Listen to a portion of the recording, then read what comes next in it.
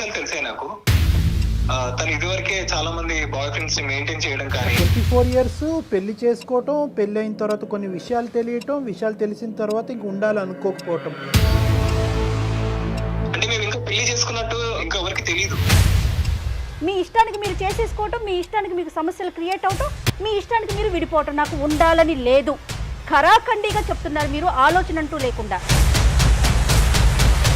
అందరినీ పెళ్లి దాకా తీసుకురాలేదు, కానీ నన్ను మాత్రం పెళ్లి దాకా తీసుకొచ్చి నన్ను పెళ్లి చేసుకుంది. మీరు కళ్ళు మూసుకుని బ్లైండ్ గా ముందుకెళ్లి పెళ్లి వరకు వెళ్ళిపోయినట్టుగా అనిపిస్తుంది. వదిలి ఉండలేకపోతున్నా అనేది బాధ ఎక్కువ ఉంది. బాగా ప్రేమ ఉన్న చోట అనుమానం కూడా ఉంటది. ఎమోషనల్ గా అయిపోయింది సార్, ఇంకా బాగా కనెక్ట్ అయిపోయాను తనకి. జస్ట్ మీ ఉన్న వాళ్ళంతా ఇట్లాగే చేస్తారని అనిందట. ఆ ఒక్క మాటకి తను పెళ్లి చేసుకున్నాడు. వెల్కమ్ టు అందమైన జీవితం. నమస్తే డాక్టర్ గారు. డాక్టర్ గారు, అందమైన జీవితం ఈ కాన్సెప్ట్తో నేను ప్రతి వీకు మీకు చెప్తూనే ఉన్నాను. ప్రతి వీడియో ముందు కూడా చాలామంది మెయిల్స్ చేస్తున్నారు వాళ్ళ సమస్యల్ని. మనం సూటిగా సుత్తి లేకుండా ఒక సమాధానాన్ని, ఒక సొల్యూషన్ అనేది సూచిస్తూ ఉన్నాము. చాలా మెయిల్స్ వచ్చేస్తూ ఉన్నాయండి. డైరెక్ట్ మనం మెయిల్లోకి వెళ్ళిపోదాం. కళ్యాణ్ గారు, నేను బ్రీఫ్గా చదివానండి. మహేష్ మహబూబ్ నగర్ నుంచి తను ఒక అమ్మాయిని ప్రేమించి పెళ్లి చేసుకున్నాడు. పెళ్ళి అయిపోయిన రెండో రోజే తను వినకూడని ఒక వార్తను విన్నాడు. సో ఆ జర్నీని నేను కంటిన్యూ చేయాలా, బ్రేక్ చేసేయాలా, ఇది అతని సమస్య. అసలు అతని మెయిల్ చూస్తే మీకు నేను ఎపిసోడ్ అయిపోయినాక మీకు ఫార్వర్డ్ చేస్తాను. ఎంత బ్రీఫ్గా రాశాడంటే ప్రతి విషయాన్ని ఒక్క అక్షరం కూడా పొల్లుపోకుండా చాలా బాగా పెట్టాడండి మెయిల్లో. మరి మాట్లాడదామా? ఒకసారి నెంబర్ ఇచ్చాడండి. Namaskar. Our country and the entire world are facing the challenge of COVID-19. COVID-19 is not over yet. Jab tak dawai nahi tak మనకున్న సమస్యలకు తోడు ఇదొకటి. continue regular washing of hands. మళ్ళీ ఒమిక్రాన్ అనేసి. హలో హలో, మహేష్ గారండి, అవునండి మహేష్ ని మాట్లాడుతున్నాను. నేను సుమన్ టీవీ అందమైన జీవితం నుంచి కాల్ చేస్తున్నానండి. చెప్పండి. మహేష్ గారు, నాతో పాటుగా డాక్టర్ కళ్యాణ్ చక్రవర్తి గారు కూడా ఉన్నారు, సైక్రాటిస్ట్. మీ ప్రాబ్లమ్ని కొంచెం స్ట్రైట్గా డాక్టర్ గారికి చెప్పే ప్రయత్నం చేయండి. డాక్టర్ గారికి కాల్ ఇస్తున్నాను. చెప్పండి మహేష్ ప్లీజ్. సార్ ఏం లేదు, ఒక అమ్మాయిని పెళ్లి చేసుకున్నాను నేను. 1 month అవుతుంది సార్. నీ ఏజ్ ఏంటి మహేష్? మీరు ఎక్కడి నుంచి మాట్లాడుతున్నారు? నా పేరు మహేష్ సార్, నేను మహబూబ్ నగర్ నుంచి కాల్ చేస్తున్నాను. వయసు ఎంత నాన్న? 24 సార్. 24. Okay good. చెప్పు నాన్న. రీసెంట్ గా నేను ఒక అమ్మాయిని మ్యారేజ్ చేసుకున్నాను. ఓకే. ఇప్పుడు తనతో లైఫ్ లాంగ్ కంటిన్యూ అవ్వాలని చెప్పేసి అన్నట్టుగా నాకు ఇప్పుడు లేదు. ఎందుకంటే తన గురించి కొన్ని విషయాలు తెలిసాయి నాకు. తను ఇదివరకే చాలా మంది బాయ్ ఫ్రెండ్స్ ని మెయింటైన్ చేయడం కానీ అలాంటి విషయాలన్నీ నాకు కరెక్ట్ 2 weeks అయిందండి తెలిసి. 10 days అవుతుంది. ఇప్పుడు నేను ఫర్దర్ గా తనతో ప్రొసీడ్ అవ్వాలా లేదా అన్నట్టుగా నాకు అర్థం కావట్లేదు సార్. ఒకసారి మీరేం చేస్తుంటారు మహేష్? నేను ఇంజనీరింగ్ అయిందండి, జాబ్ కోసం చూస్తున్నాను. ఓకే, అంటే జాబ్ కానీ ఏమీ లేకుండానే మ్యారేజ్ చేసేసుకున్నారు. ఎస్, అవునండి. ఓకే. తనేం చేస్తుంది? తను ఇప్పుడు చిన్న జాబ్ చేస్తుందండి ఇక్కడ. ఓకే. సిటీలో చేస్తుంది, హైదరాబాద్ లో చేస్తుంది. ప్రెసెంట్ ఇద్దరు కలిసే ఉన్నారా? లేదండి, అంటే మేము ఇంకా పెళ్లి చేసుకున్నట్టు ఇంకా ఎవరికి తెలియదు. ఓకే. చాలా జీవితానికి సంబంధించినటువంటి చాలా ముఖ్యమైనటువంటి అంశాన్ని మీరు చాలా ఈజీగా చెప్తున్నారేమో అని అనిపిస్తుంది. ఐఎమ్ సారీ, కానీ మీ ఏజ్ 24 అన్నారు కదా? అవును సార్. 24 ఇయర్స్ పెళ్లి చేసుకోవటం, పెళ్లి అయిన తర్వాత కొన్ని విషయాలు తెలియటం, విషయాలు తెలిసిన తర్వాత ఇంక ఉండాలనుకోకపోవటం, అంటే అంతా కట్టి కొట్టి తెచ్చేయన్నట్టుంది. అంటే అంటే నేను నిన్ను విక్రిస్తున్నట్టు ఇంకో విధంగా కాదు మహేష్.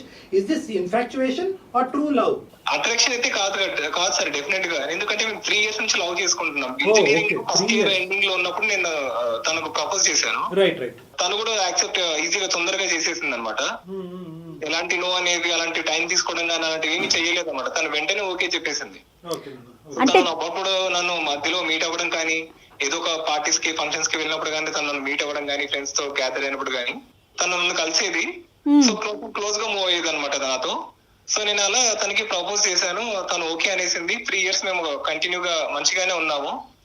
సరే అన్నట్టుగా one fine day we plan for a trip అనమాట. అక్కడ అందరం ఎంజాయ్ చేస్తుంటే తను సడన్ గా మధ్యలో ఏమనిందంటే, మీ ఉన్న వల్ల నేను నమ్మొద్దు, మీరు అందరూ వదిలేసినట్టే మీరు కూడా వదిలేస్తారు, నువ్వు కూడా వదిలేస్తావు నన్ను, నిన్ను పెళ్లి చేసుకోవాలి అంతవరకు రావేమో నువ్వు, నాకు భయం వేస్తుంది నిన్ను తలుచుకుంటేనే ఇప్పుడు అన్నట్టుగా తను ఒక ఎమోషనల్ డైలాగ్ కొట్టేసింది సార్. ఉన్నతమైనటువంటి స్థానంలో అంటే విద్యాభ్యాసంలోనా, ఉద్యోగరీత్యా లేదా డబ్బు పరంగా ఎలాగ మీరు ఉన్నతమైనటువంటి స్థితిలో ఉన్నారు? అంటే financially we were well settled sir. Oh I see. Okay. So మా డాడీ ఇండస్ట్రియలిస్ట్ యాక్చువల్ గా. రైట్ నాన్న. సో తనకు మంచి పలుకుబడి అలా ఉన్నాయి అనమాట. అలా అనేసేసరికి నేను నాకు ఇంకా చాలా ఎక్కువ డీప్ ఎన్ని రోజులు ఎక్కువ ప్రేమించేశాను సార్ తనని. సో అది ఆ పాయింట్ లో నాకు అది నన్ను ఒక వీక్ పాయింట్ అని అనుకున్నాను, అనుకుందేమో అలా అనేసింది. నేను ఇంకా తట్టుకోలేక నా జెన్యూనిటీ నేను ప్రూవ్ చేసుకోవడానికి సరే ఇప్పుడే వెళ్దాం పదా అని చెప్పేసి టెంపుల్ కి తీసుకెళ్లి ఒక స్పాట్ లో తీసుకున్న డెసిషన్ సార్ అది. నేను ఫస్ట్ లవ్ మహేష్? అవును సార్, నాకైతే ఫస్ట్ లవ్. అందుకే నేను ఎక్కువ పెయిన్ ఫీల్ అవుతున్నాను. అంతే తనను వద్దు అనుకున్నా కూడా అరే తను నాకు దూరం అవుతుంది కదా అనే ఒక చిన్న బాధ కూడా ఉంది సార్ నాకు. రెండు వైపులా తెలియదండి, మీ పేరెంట్స్ కి తెలీదు, వాళ్ళ పేరెంట్స్ కి తెలీదా? మా పేరెంట్స్ కి తెలియదండి, వాళ్ళ పేరెంట్స్ కి తెలుసు. ఓకే. మా పేరెంట్స్ కి ఏంటంటే మా డాడీ ముందుకే లైక్ ఇండస్ట్రియలిస్ట్, తనకి చాలా పలుకుబడి ఉంటుంది. వాళ్ళు ఏంటంటే కొంచెం హార్ష్ గా క్రూయల్ గా ఉండే థాట్స్ వాళ్ళకి అలా ఉంటుంటాయి అనమాట. వాళ్ళు కొంచెం హైఫై గా బతుకుతారు. నేను నార్మల్ లైఫ్ లీడ్ చేస్తుంటాను. నేను కొంచెం ఇంట్రోవర్ట్ అనమాట. ఓకే. వాళ్ళు అలా ఉంటారు. ఇప్పుడు నేను వెళ్ళి చెప్పినా కూడా వాళ్ళు స్టేటస్ చూసుకోను, ఒక క్యాస్ట్ చూసుకోను, ఏదో ఒక రకంగా తన రిజెక్ట్ చేస్తారు అని చెప్పేసి కూడా నాకు ఒక రకంగా భయం ఉండింది. సో అలా పెళ్లి చేసుకున్న తర్వాత పార్టీ పెట్టండి అని చెప్పేసి అందరూ రిక్వెస్ట్ చేశారు అనమాట ఫ్రెండ్స్ నాకు. సో పార్టీ అరేంజ్ చేయమని చెప్పేసి పార్టీ అరేంజ్ చేస్తే తను వేరే బ్రాంచ్ అనమాట యాక్చువల్ గా కాలేజ్ లో. సో వేరే బ్రాంచ్ కాబట్టి వాళ్ళ బ్రాంచ్ ఫ్రెండ్స్ కూడా వచ్చారనమాట పార్టీకి. సో అలా పార్టీలో వాళ్ళందరూ ఉండి అలా ఎలా చేసుకున్నారు పెళ్లి అమ్మాయిని, అంత గుడ్డిగా మోసపోయావు నువ్వు అని చెప్పేసి అన్నారు.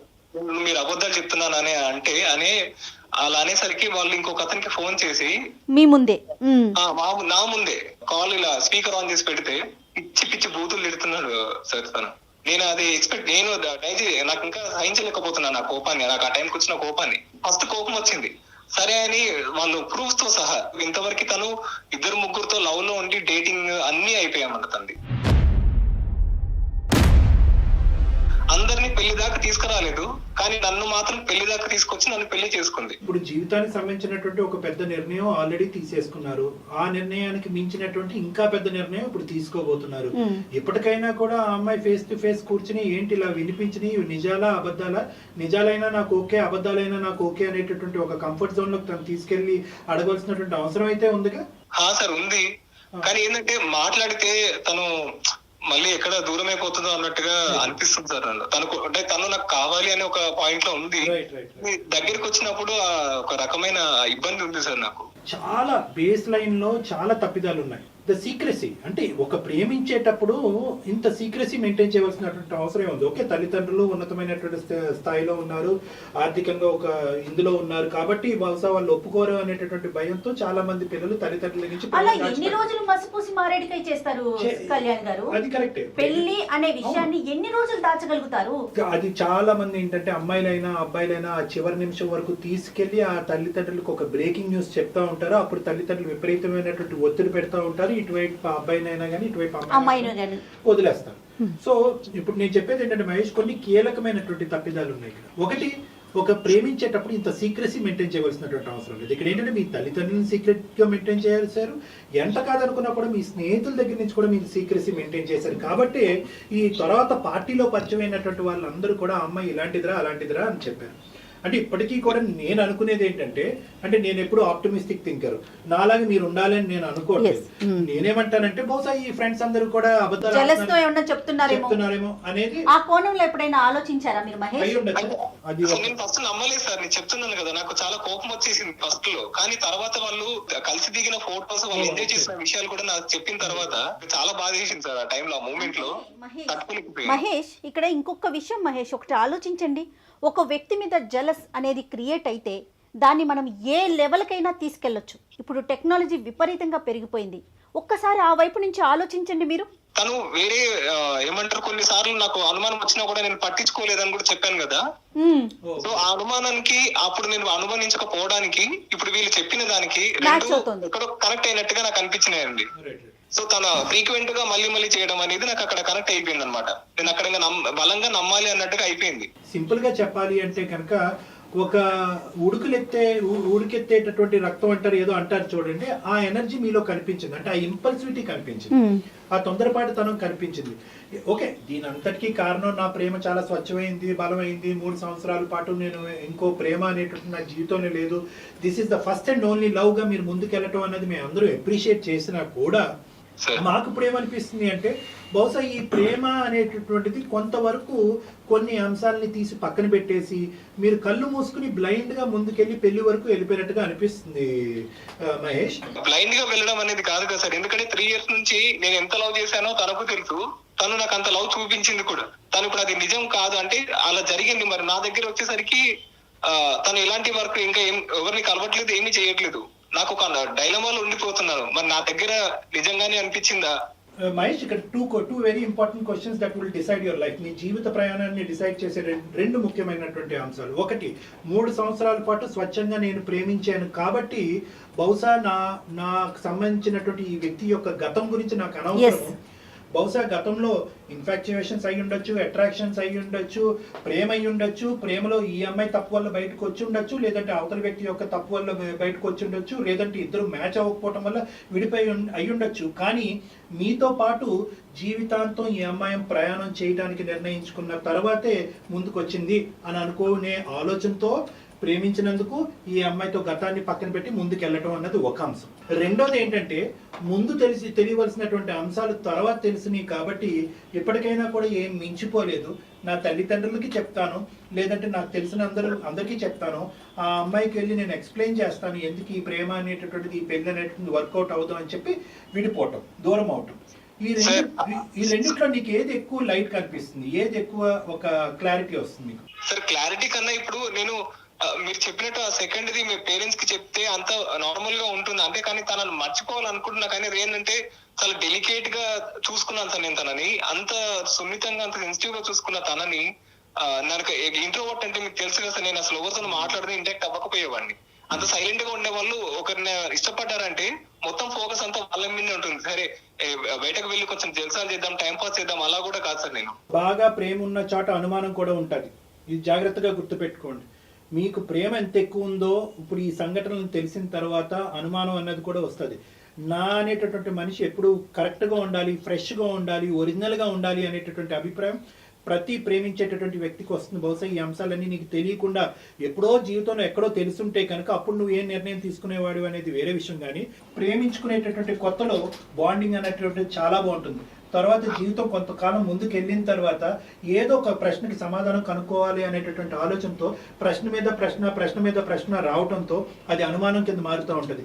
ఆ అమ్మాయి ఇది అనుమానం అంటది, మీరు ఇది ప్రేమ అంటూ ఉంటారు. సో మీ ఇద్దరి మధ్యన ఒక సంఘర్షణ ఏర్పడేటటువంటి దానికి ఒక అవకాశం ఉంటుంది.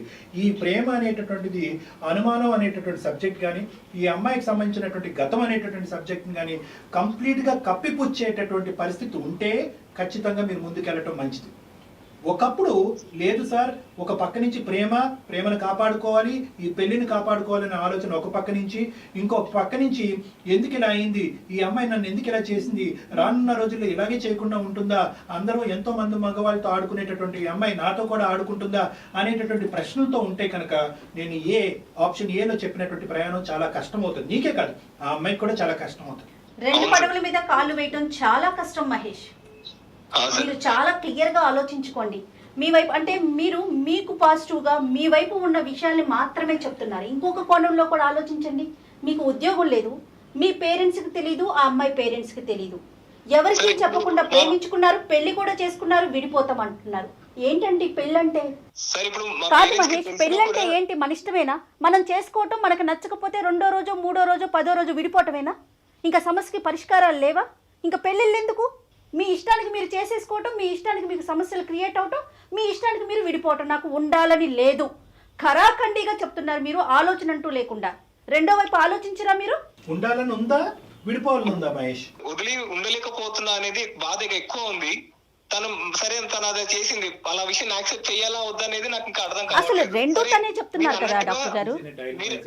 మీరు అన్నట్టుగా నేను మా పేరెంట్స్ కి మొత్తం క్లియర్ గా విషయాన్ని అంతా క్లియర్ గా చెప్పేస్తే నెక్స్ట్ మూమెంట్ విషయం తెలిసిన నెక్స్ట్ మూమెంటే తను నా కళ్ళ ముందు కనిపించకుండా చేసేస్తాడు. ఆ రిస్క్ ఎప్పటికీ ఉంది మహేష్. ఆ రిస్క్ అది నీ ప్రేమ గొప్పది అని నువ్వు భావిస్తే కనుక ప్రపంచాన్ని అంతా ఎదిరిది నువ్వు ఆ ప్రేమను కాపాడుకునేటటువంటి సత్తా నీ లోపల ఉండాలి. మీ ఫాదర్ యొక్క మెంటాలిటీ కెపాసిటీ అనేది మీకు మొదటి నుంచి తెలుసు కాబట్టి ఈ అబ్జెక్షన్ ఈ రోజన్నా రావచ్చు, పెళ్ళైన 10 సంవత్సరాల కన్నా రావచ్చు. సీక్రెట్ గా దాయటం అన్నది ఇక్కడ సొల్యూషన్ కాదు. నెంబర్ 1. నెంబర్ 2, నేనేమంటున్నానంటే ఈ ముసుగులో గుద్దులాట ఇంకొద్దునన్న. ఆ అమ్మాయి అనుమానం అనుకుంటుందా, లేదంటే నీ యొక్క వ్యక్తిత్వం అనుకుంటుందా, ఇవన్నీ పక్కన పెట్టి SIT in front of her, talk with all the evidence that you have.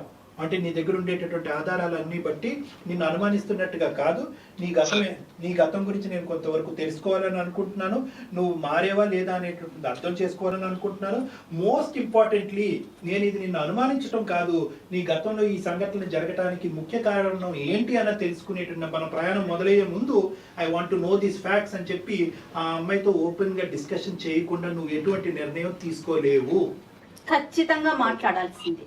మీ యొక్క ఇందాకటి నుంచి 3-4 సార్లు అన్నారు నేను ఇంట్రోవర్ట్ అని చెప్పి. ఇంట్రోవర్ట్ అంటే ఏంటంటే ప్రేక్షకుల గురించి తక్కువగా మాట్లాడి భావం అనేటటువంటిది వ్యక్తపరచడానికి సిగ్గుపడి ఇటువంటి సోషల్ గా షైగా ఉండేటటువంటి వాళ్ళని ఇంట్రోవర్ట్ అంటారు.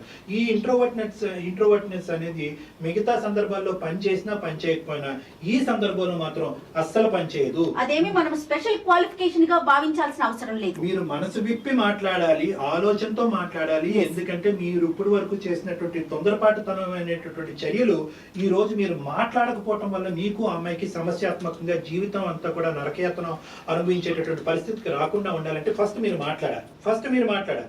ఆ అమ్మాయితో మాట్లాడాలి. మీ ఫ్రెండ్స్ చెప్పింది ఒరిజినల్ స్టోరీ అన్నది నమ్ముతున్నా కూడా కొంతవరకు నమ్మకుండా ఉండేటటువంటి పరిస్థితి కూడా ఉంది. అంటే రెండు వైపులా ఆలోచించాలి కదా మహేష్. మీరు ఒకవైపు మీ ఫ్రెండ్స్ చెప్పిందో ఫొటోసో ఇవన్నీ మీరు చూసుండొచ్చు, కానీ తనతో జీవితం కొనసాగించాలి, తన మీద మీకు ప్రేమ అపారంగా ఉంది కాబట్టి ఖచ్చితంగా ఆ అమ్మాయితో మీరు మాట్లాడే ప్రయత్నం అయితే 200% చేయాలి.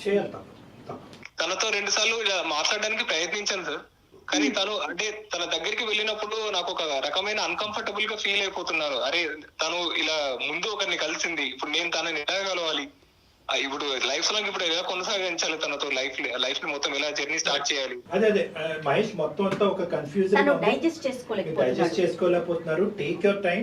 మీరు ఆ అమ్మాయితో చెప్పండి, మీరు ఆ అమ్మాయితో మాట్లాడటానికి కొంత టైం కావాలి అని అడగండి. ఈ ఇష్యూని టోటల్ గా డైజెస్ట్ చేసుకోండి. ఎందుకంటే ఆ అమ్మాయితో ఈ ఇష్యూని మాట్లాడకుండా ఆ అమ్మాయి చెప్పేటటువంటి వర్జన్ వినకుండా మీరు జీవితానికి సంబంధించినటువంటి ఒక నిర్ణయం తీసుకోవడం అనేది జరగదు. బహుశా ఆ అమ్మాయి చెప్పిన తర్వాత ఇప్పటి వరకు మీరు వినేటటువంటి ఈ కథలన్నింటిలో అసలైనటువంటి నిజం ఏంటి అన్నది బయట కన్విన్స్ అవుతారేమో.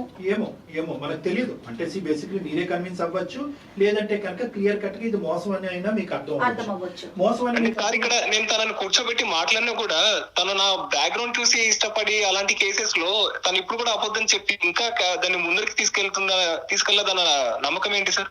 కాదు మహేష్, నీ బ్యాక్గ్రౌండ్ గురించి నీకు ఇప్పుడు గుర్తొచ్చిందా? అంటే మొదటి నుంచి ఈ అమ్మాయి ప్రేమ కథల ప్రధానమైనటువంటి కారణం మీ బ్యాక్గ్రౌండ్ అన్నది ఇప్పటి వరకు అనిపించలేదా మీకు? అదే ప్రధాన సమస్య అవుతుందని మీరు గుర్తించలేకపోయారా? 3 సంవత్సరాల నుంచి లవ్ చేశానంటున్నారు, తల్లిదండ్రులకు తెలియకుండా పెళ్లి చేసేసుకున్నారు. అప్పుడు గుర్తు రాలేదా మీకు బ్యాక్గ్రౌండ్? అసలు పెళ్లి అనే విషయం తెలియకుండా ఉంటుంది అనుకున్నారా? అక్కడ అలాంటి థాటే రాకుండా తను చాలా మంచిగా వచ్చేసింది సార్. అంటే ఎప్పుడైనా ఇక్కడ నాకు డబ్బులు అవసరం పడ్డా కూడా సమయానికి నా దగ్గర డబ్బులు లేకున్నా కూడా తన చేతికుండా తనే తీసి పెట్టేది అనమాట. సో నాకు అక్కడ అనిపించేది సరే తనకు ఫినాన్షియల్ గా తనకు అవసరం లేదేమో, అంటే నా నుంచి అది ఎక్స్పెక్ట్ చేయట్లేదేమో అన్నట్టుగా నాకు ఆ పాయింట్ లో ఒకసారి అనిపించింది సార్. ఈ ఇన్ఫర్మేషన్ ఏదైతే నీ ఫ్రెండ్స్ దగ్గర నుంచి ఇవన్నీ రాకుండా ఉంటే కనుక అసలు మీరు ఈ రోజు మాకు ఫోను చేసి ఉండేవారు కాదు, ఈ చుక్కలు ఇలా కలిపి ఉండేవారు కాదు. ఇప్పుడు ఏంటంటే మీరు చుక్కలు కలుపుతున్నారు మొత్తం అంతా కూడా.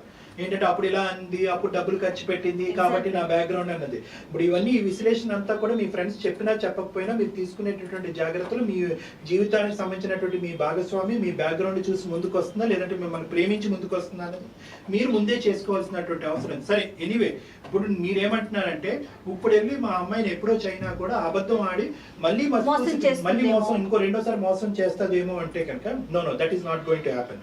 ఎందుకు నేను అంటున్నానంటే కనుక this is your second approach.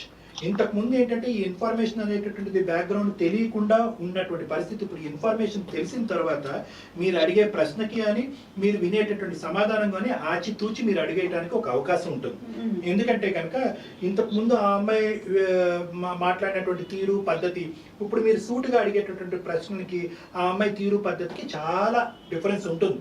Unless and until ఆ అమ్మాయి చాలా మ్యానిపులేటివ్, చాలా ఈ మాట అనొచ్చు అనకూడదు, కిలాడి అంటే ఇలా మోసపూరితంగా మ్యానిపులేట్ చేస్తూ పక్కదో పట్టిస్తూ కన్నింగ్గా చాలా మంది మగాల్ని మోసం చేసే వ్యక్తిత్వం ఉంటే కనుక బహుశా ఈసారి కూడా మళ్ళీ మీ కళ్ళకు గంతలు కట్టి మళ్ళీ ముందుకెళ్ళేటటువంటి అవకాశం ఉంది. ఒకప్పుడు మీకు పదే అనుమానం వస్తే, నా మాట జాగ్రత్తగా వినండి మహేష్, ఒకప్పుడు మీరు పదే అనుమానం కలుగుతూ ఉంటే మీ మనసులో నిద్ర లేనటువంటి రాత్రులు ఉంటే కనుక, ఈ అమ్మాయి ఎందుకు ఇలా చేసింది అని హాంటింగ్ ఉంటే కనుక, దానికంటే పెద్ద ప్రశ్న ఏంటి, రానున్న రోజుల్లో కూడా ఈ అమ్మాయి వ్యక్తిత్వం మారకుండా ఇలాగే కంటిన్యూ అవుతుంది అనే బలమైన ఆలోచన మీకు కలిగితే కనుక, please, it is never too late.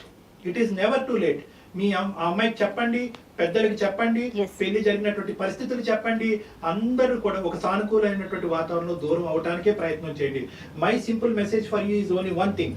అనుమానం ఉండే చోట ప్రేమ ఉండదు, ప్రేమ ఉన్న చోట అనుమానం ఉండకూడదు. సో కాబట్టి ఈ రెండు ఒకే పడవలో ప్రయాణం చేయడం కష్టం. కాబట్టి ఇప్పటికైనా మీరు ఓపెన్ హార్టెడ్ గా అమ్మాయితో మాట్లాడి, ఒకప్పుడు ఆ అమ్మాయి మళ్ళీ మ్యానిపులేట్ చేస్తుందని మీకు అనిపిస్తే దయచేసి ఇప్పటికైనా మా నాన్న కొడతాడు, మా అమ్మ తిడతాది అనేది కాకుండా మీ పేరెంట్స్ని ఇన్వాల్వ్ చేయండి. ఎందుకంటే వాళ్ళ పెద్దలు ఇప్పటికే వాళ్ళు కప్పిపుచ్చి ప్రేమించి పెళ్లి చేసుకున్నారు, తప్పు చేశారు. ఇప్పటికైనా వాళ్ళని ఇన్వాల్వ్ చేసి అసలు ఏం జరిగింది అనేటటువంటి వాస్తవాలకు వాడు విడమర్చి చెప్పండి. అంటే వాళ్ళు తీసుకునే క్రూయల్ డెసిషన్స్ ఇట్లా ఉంటే మళ్ళీ నేను ఇక్కడ సఫర్ అవ్వాల్సి వస్తుందో, తను ఎందుకు బాధపడాలి, మళ్ళీ వాళ్ళ పేరెంట్స్ కూడా బాధపడతారు కదా అన్న ఉద్దేశంలో నేను వాళ్ళకి చెప్పకుండా ఆగిపోయాను సార్ ఇంట్లో వాళ్ళకి. అంటే అలా కాదు, బేసికలీ మీరు ఒక చాలా సింపుల్ కాన్సెప్ట్ ని చాలా కాంప్లికేటెడ్ కాన్సెప్ట్ తో మిక్స్ చేసేస్తున్నారు. ఇక్కడ జీవితం మీరే ఊహించేసుకుంటున్నారు, ఏదో జరుగుతుందని ముందుగానే మీరే ఊహించేసుకుంటున్నారు. అది ప్లస్ అయినా మైనస్ అయినా ఇది జీవితానికి సంబంధించినటువంటి నిర్ణయంలో మీ యొక్క అనుభవము, మీ యొక్క వయస్సు, మీరు ప్రేమించిన 3 సంవత్సరాలు సరిపోదు అని మేము చెప్తున్నాం Mahesh. Get this point very straight in your head. You need help. మీతో పాటు ప్రయాణం చేసి మీ గురించి ఆలోచించి మిమ్మల్ని బాధ్యతాయుతంగా ఇక్కడి వరకు పెంచినటువంటి మీ పెద్దవాళ్ళ యొక్క సహాయ సహకారాలు మీకు కావాలి. And you have to talk to this girl open heartedly. ఈ అమ్మాయితో ఓపెన్ హార్టెడ్ గా మాట్లాడి మీ మనసులో ఉన్న భావాన్ని చెప్పి వర్కౌట్ అవుతుందో లేదో ఆలోచించుకుని తల్లిదండ్రులని ఇన్వాల్వ్ చేసి ముందుకెళ్లాలా, ఇక్కడతో ఆగిపోవాలా అన్నది డిసైడ్ చేసుకోండి. అది మీ పేరెంట్స్ తో కలిసి మాత్రమే, మీరు సింగిల్ గా తీసుకునే డెసిషన్ కాదు. ఎట్టి పరిస్థితుల్లో వీళ్ళ పేరెంట్స్ వాళ్ళ పేరెంట్స్ ఇద్దరు ఇన్వాల్వ్ అవ్వాలి.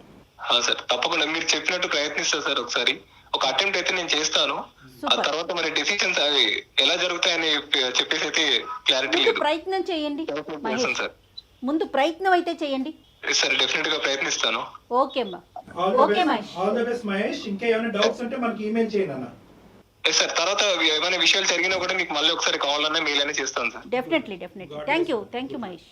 కానీ కళ్యాణ్ గారు, కాలర్స్ చూడండి, ఈ మహేష్ అనే తీసుకుందాము. యూత్ అసలు ఎలా ఆలోచిస్తున్నారండి, జీవితానికి సంబంధించి తీసుకునే నిర్ణయాన్ని క్షణాల్లో తీసుకుంటున్నారు. అది మంచైనా చెడైనా తీసుకెళ్ళిపోవటం, పెళ్లి చేసుకోవటం, అదొక హీరోయిజం లాగా ఫీల్ అవుతున్నారు. అతను చూడండి, జస్ట్ మీ ఉన్న వాళ్ళంతా ఇట్లాగే చేస్తారని అనిందట. ఆ ఒక్క మాటకి తను పెళ్లి చేసుకున్నాడు. పోనీ కట్టుబడి ఉన్నాడా? 1,00,000 కారణాలు వెంటనే అంతే స్పీడ్గా దాన్ని విత్డ్రా చేసుకోవడానికి రెడీగా ఉన్నారు. అది ఒకటేనమ్మా. సో యూత్ పడేటటువంటి తొందరపాటుతనం అనేది ఈ కాల్ ద్వారా మన సమాజానికి అందించే ఒక మెసేజ్. రెండోది ఏంటంటే అక్కడ ఆ భావం చూడండి. అంటే తల్లిదండ్రులు ఎప్పుడు కూడా నన్ను ఒక స్థాయిలో ఉంచాలి అని అనుకున్నారు, నేను దానికంటే తక్కువ స్థాయిలో ఉన్నాను.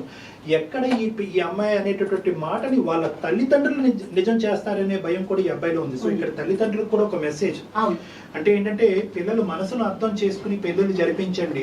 ప్రేమ అనేటటువంటిది ఒక పిచ్చితనం కాదు, ప్రేమ అనేటటువంటిది ఒక గొప్ప అనుభవము. ఆ అనుభవం అనుభవించేటటువంటి వాళ్ళ స్థానంలో నిలబడి, మీ పిల్లల స్థానంలో నిలబడి ఆలోచించండి అనేది కూడా ఇక్కడ మనం ఇవ్వాల్సినటువంటి మెసేజ్ అమ్మ.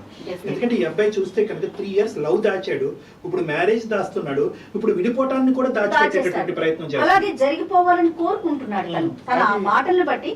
అసలు ఏమీ జరగలేదు, మొత్తం తూచి అని సమాజానికి తెలియాలని కోరుకుంటున్నాడు.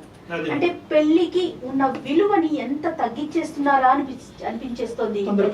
అంటే ఏంటంటే ప్రేమని చాలా మంది అమ్మాయిలు, యువకులు మన దగ్గరకు వచ్చేటటువంటి వాళ్ళు ప్రేమ గురించి చాలా గొప్పగా మాట్లాడుతూ ఉంటారు. నిజమైనటువంటి ప్రేమ, అందులో ఎటువంటి డౌట్ లేదు. కానీ ఆ నెక్స్ట్ స్టెప్ కి వెళ్ళేటప్పుడు, అంటే పెళ్లి అనేటటువంటి స్టెప్ కి వెళ్ళేటప్పుడు అక్కడ కన్సిస్టెన్సీ ఉండదమ్మా. చాలా మంది ప్రేమించుకుని విడిపోయి నేను మాసిపోయిన ఐ గాట్ ఏ బ్రేకప్ అని అంటూ ఉంటారు. ఈ బ్రేకప్లు ఎందుకు అవుతున్నారు అంటే కనుక ప్రేమ అనేటటువంటిది ఎంత నిజమో ఆ ప్రేమను ముందుకు తీసుకెళ్లి పెళ్లి వరకు తీసుకెళ్లగలిగేటటువంటి ఆలోచన శైలి ఆ యొక్క అంటే ఆ పేరెంట్స్ కానీ అందరినీ ఇన్వాల్వ్ చేసి అందరినీ కన్విన్స్ చేయగలిగేటటువంటి కెపాసిటీ కూడా ప్రేమించేటటువంటి యువకులకు ఉండటం అన్నది చాలా ముఖ్యమైనటువంటి అంశం. మంచి పాయింట్ చెప్పారు డాక్టర్ గారు. నమస్తే.